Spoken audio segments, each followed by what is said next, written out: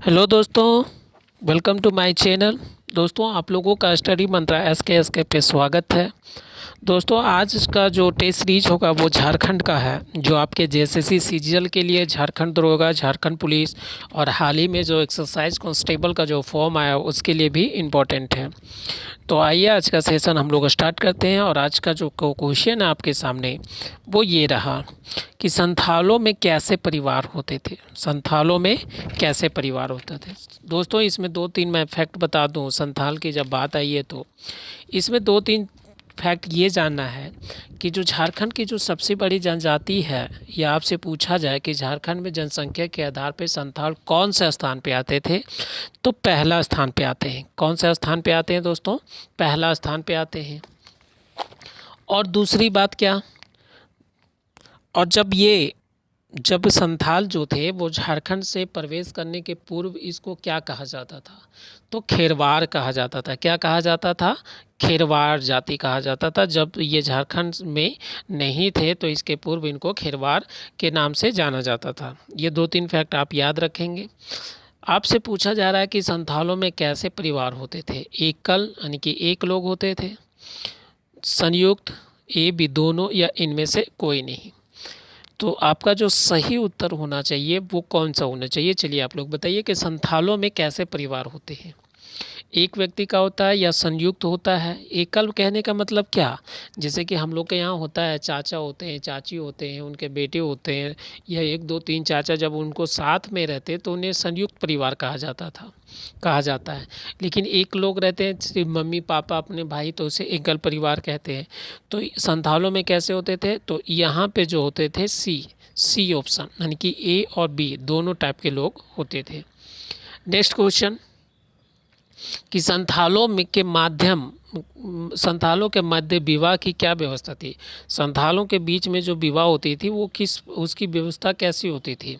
समगोत्रीय, यानी कि अपने ही जात में शादी करना, जैसे आज के डेट में आपने लव मैरिज का नाम सुना होगा, जो काफ़ी चर्चित भी रहती है ना।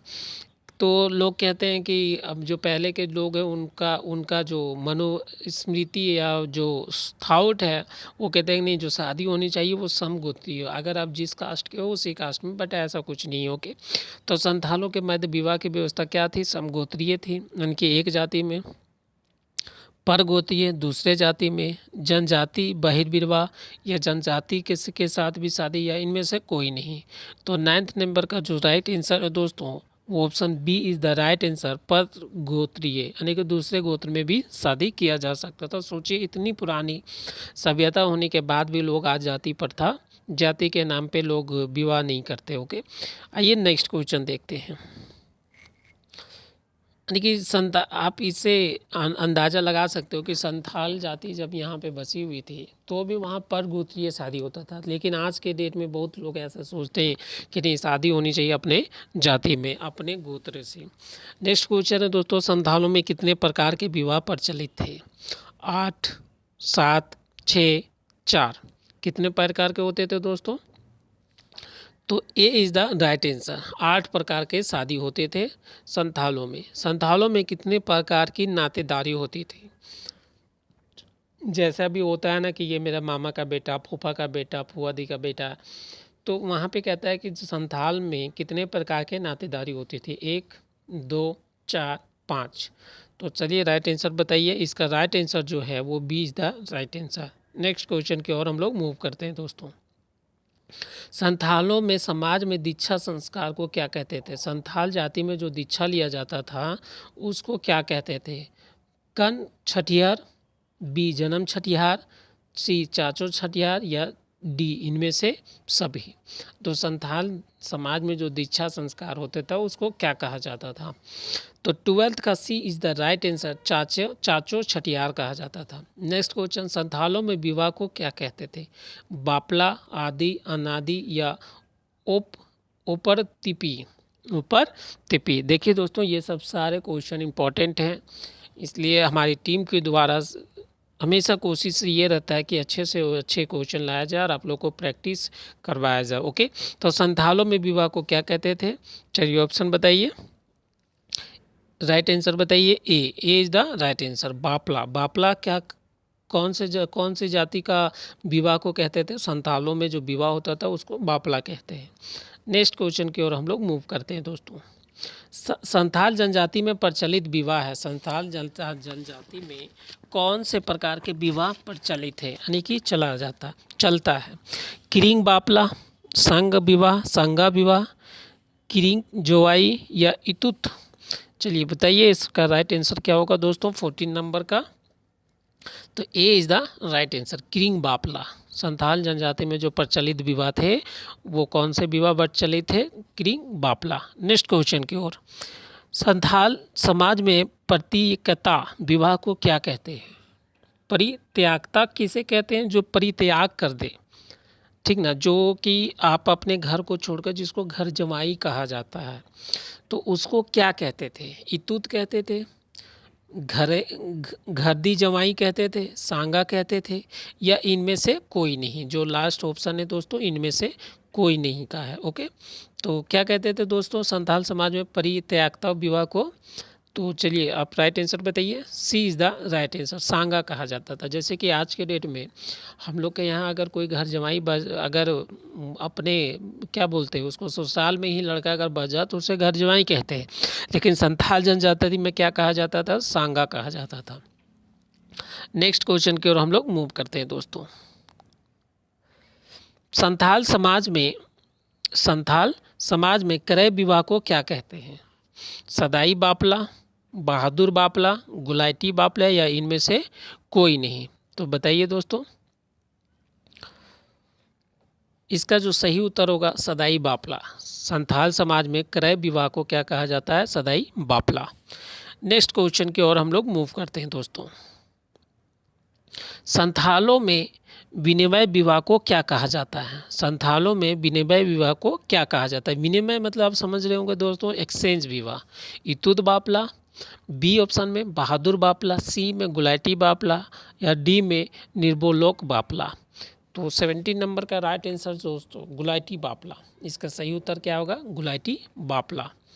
संथालों में विधवा विवाह को क्या कहा जाता था? इसमें 4 ऑप्शन है दोस्तों, राजा राजी बापला, इतुत बापला, या संगा बापला, या बहादुर बापला?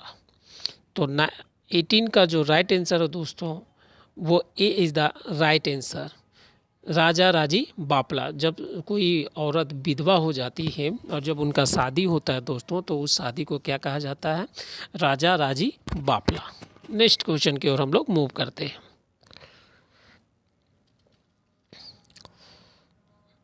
संथाल जनजाति में सेवा विवाह को क्या कहा जाता है? संथाल जनजाति में सेवा विवाह को क्या कहा जाता है? संगा बापला, निर्बोलक बापला, राजा राजी बापला, इतुत बापला? देखो आप इसे यहाँ पे एलिमिनेटेड मेथड अपना सकते हो।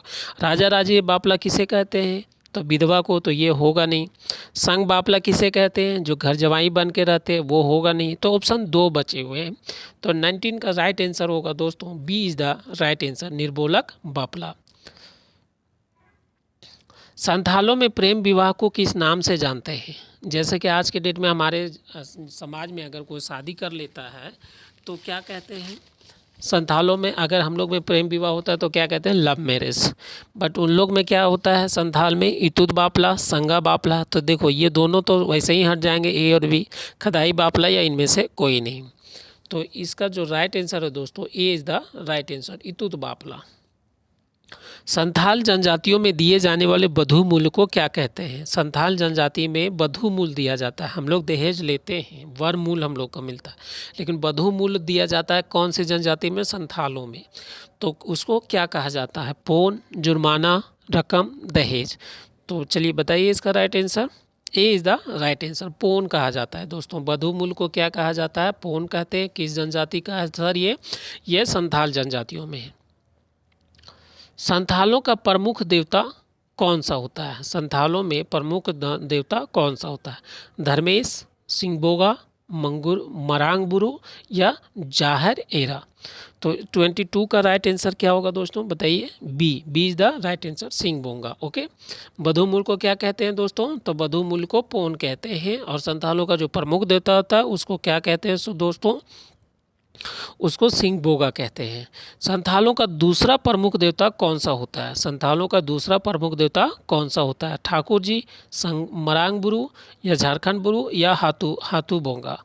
तो इसका जो राइट आंसर होगा दोस्तों वो क्या होगा? B is the right answer, Marang Buru. Okay, next पहला कौन सा है आप याद रखेंगे। पहला सिंह बोंगा प्रमुख देवता किसका? संथाल जनजाति का।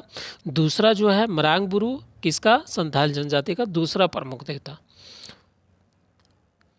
नेक्स्ट क्वेश्चन दोस्तों, संथालों का ग्राम देवता किसे कहा जाता है?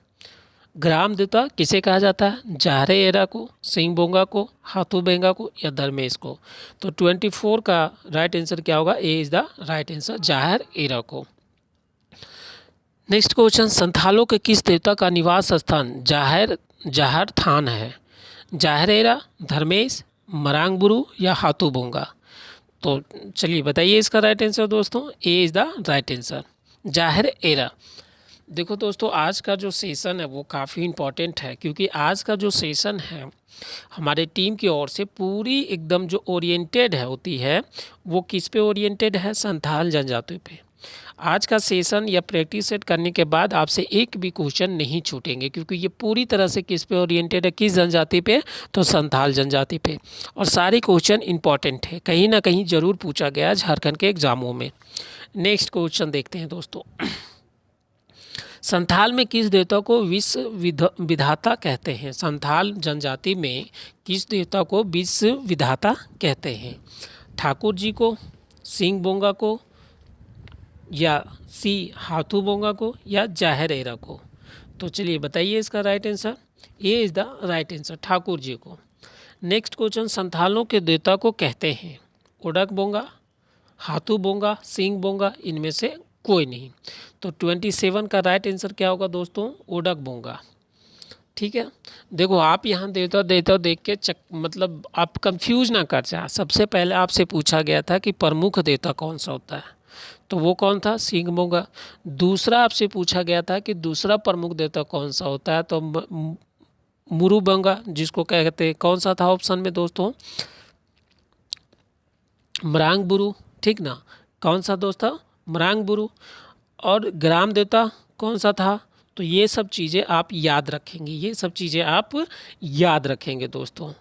संथालों का देवता किसे कहते हैं? तो ओडाक बोंगा को। नेक्स्ट क्वेश्चन, संथालों के कुल देवता को क्या कहते हैं? संथाल सबके सभी जनजातियों में या सभी धर्मों में एक कुल देवता होता है, उसको क्या कहते हैं? कि अभी कौन से जाति पढ़े हम लोग? संथाल।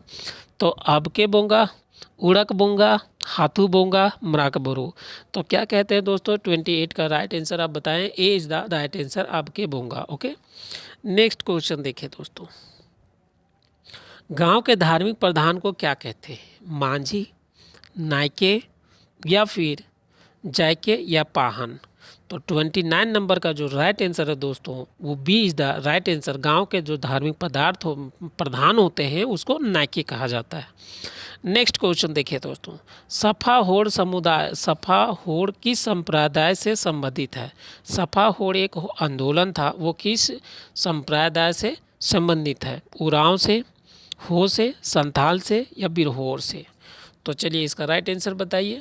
तो D is the right answer, Santhal जनजाति। जो सफा होड़ जो संप्रदाय हुआ था वो कौन से जनजाति के द्वारा किया गया था, कि किससे संबंधित है? तो संथाल जनजाति से। नेक्स्ट क्वेश्चन दोस्तों, सनातन स्थलों को, संथालों को क्या कहा जाता था? सनातन जो संथाल होते थे उनको क्या कहा जाता था? तो उनको क्या कहा जाता था? बोंगा होड़ा, रावा होड़ा, सफा होड़ा, या इनमें से कोई नहीं। तो 31 का जो राइट आंसर है बोंगा होड़। ओके, नेक्स्ट क्वेश्चन, संथाल समाज के गांव का प्रधान है, संथाल समाज का जो गांव का प्रधान है उसे क्या कहते हैं? मांझी, पाहन, दिहोरी, या इनमें से कोई नहीं। 32 का आंसर आप बताएंगे। ये is the right answer, Manjhi को कहा जाता है दोस्तों। नेक्स्ट क्वेश्चन की ओर हम लोग मूव करते हैं, संथालों के पंचायत स्थल को क्या कहते हैं? संथालों के पंचायत स्थल को क्या कहते हैं? अभी आपसे क्या पूछा गया था कि संथाल समाज के गांव का प्रधान किसे कहते हैं?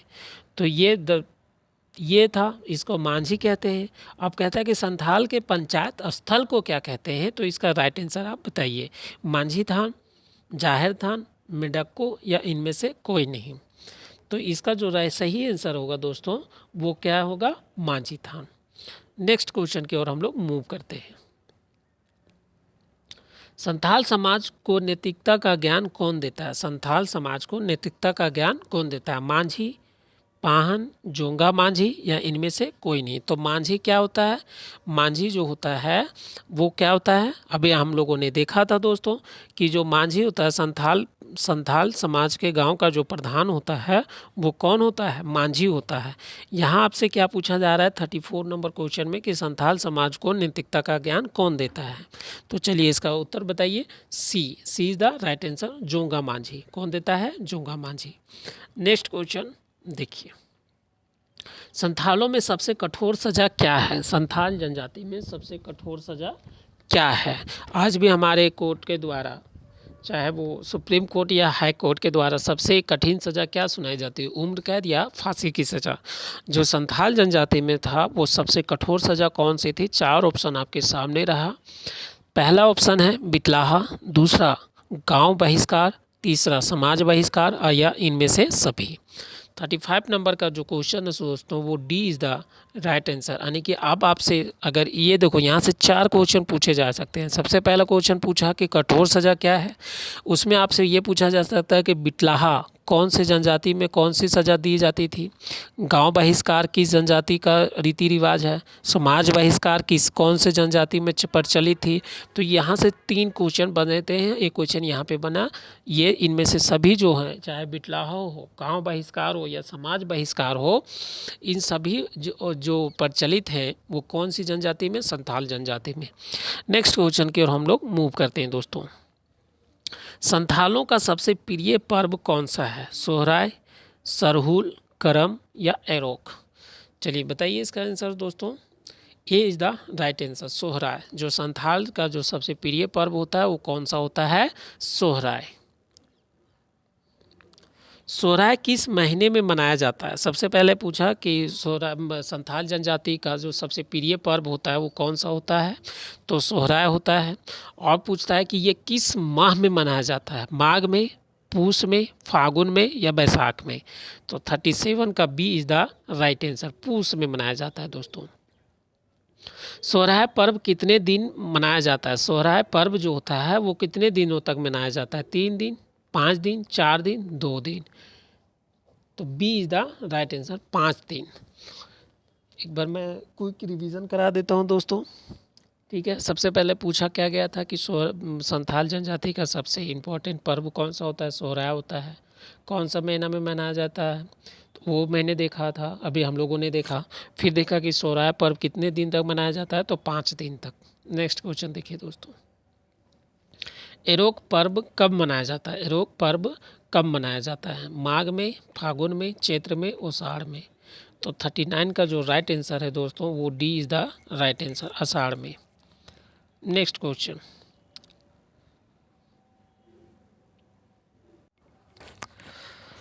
हरियार पर्व मनाने का समय होता है सावन में, भादों में या फिर कार्तिक या चैत में। हरियार पर्व कब मनाने का समय होता है दोस्तों?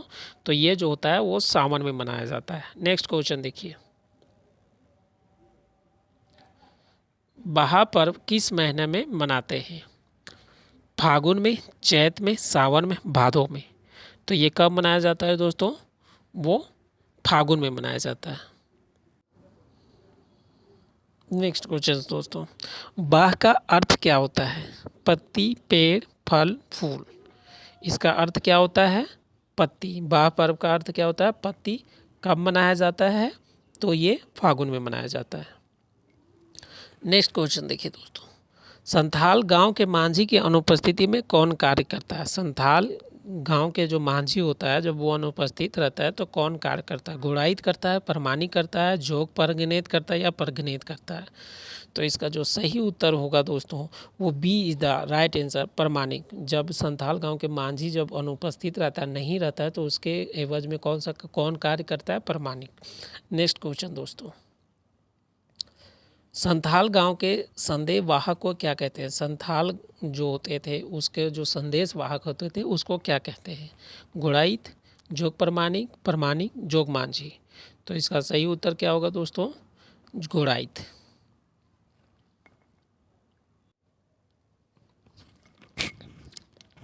नेक्स्ट क्वेश्चन दोस्तों, संथालों में प्रार्थना के प्रधान को क्या कहते हैं? संथाल में जो प्रार्थना का जो प्रधान होता है उसको क्या कहते हैं? परगनेत कहते हैं, जोग परगनेत, प्रमाणिक या मांझी।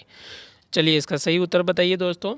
तो इसका जो राइट आंसर होगा वो A is the right answer. A is the right answer, परगनेत। संथालों की भाषा को क्या कहते हैं? कुड़ुख, मुंडारी, संथाली, हो। तो इसकी भाषा को क्या कहते हैं दोस्तों? संथाली। नेक्स्ट क्वेश्चन दोस्तों, किस जनजाति की लिपि ओल चिकी है? किस जनजाति की लिपि ओल चिकी है? मुंडा, हो, बिरहो या संथाल।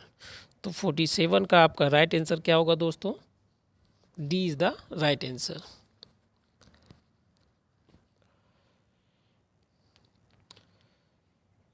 अब देखिए,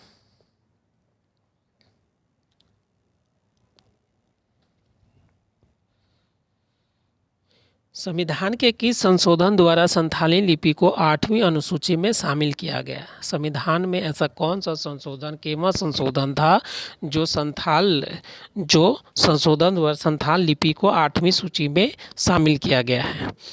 100, 110, 99 या 112? चलिए 49 का उत्तर कीजिए दोस्तों। तो इसका जो राइट आंसर होगा वो 100 संविधान संशोधन, जिसको बोला जाता है CAA, okay, constitution amendment act. जब 100 हुआ था तो संथाल लिपि को 8वीं अनुसूची में शामिल किया गया था। नेक्स्ट क्वेश्चन दोस्तों, माघ सीम पर्व को कब मनाया जाता है? माघ सीम पर्व को कब मनाया जाता है? माघ में, फागुन में, चैत में या सावन में? तो A is the right answer. माघ सी में तो माघ में ही मनाया जाएगा। नेक्स्ट क्वेश्चन दोस्तों, संथालों के लोक कथाओं के अधिकतम पात्र हैं? राजा, पशु या फिर रानी या मांझी? तो इसका जो राइट आंसर होगा 51 का, वो कौन सा होगा? B is the right answer. B is the right answer, पशु। ओके, क्या कहते हैं? पशु। लोक कथाओं का अधिकतम पात्र जो होता है वो पशु होता है। किन से जनजाति में? संथालों जनजाति में। सोरेन जाति का गोत्र चिन्ह क्या होता है? सोरेन जनजाति जो होते हैं उनका गोत्र चिन्ह क्या होता है? चलिए इसका उत्तर बताइए। 4 ऑप्शन आपके सामने हैं, पक्षी, पशु, बंदर, सूअर। तो इसका जो राइट आंसर है वो पक्षी। हंसता जाति का गोत्र चिन्ह क्या होता है? जंगली हंस, पशु, मोर, कछुआ। तो इसका राइट आंसर क्या होगा दोस्तों? जंगली हंस। देखो ये अलग कुछ स्पेशल क्वेश्चन है कि सोरेन जाति का गोत्र चिन्ह क्या होता है? पक्षी। हंसदा जनजाति का क्या होता है? जंगली हंस।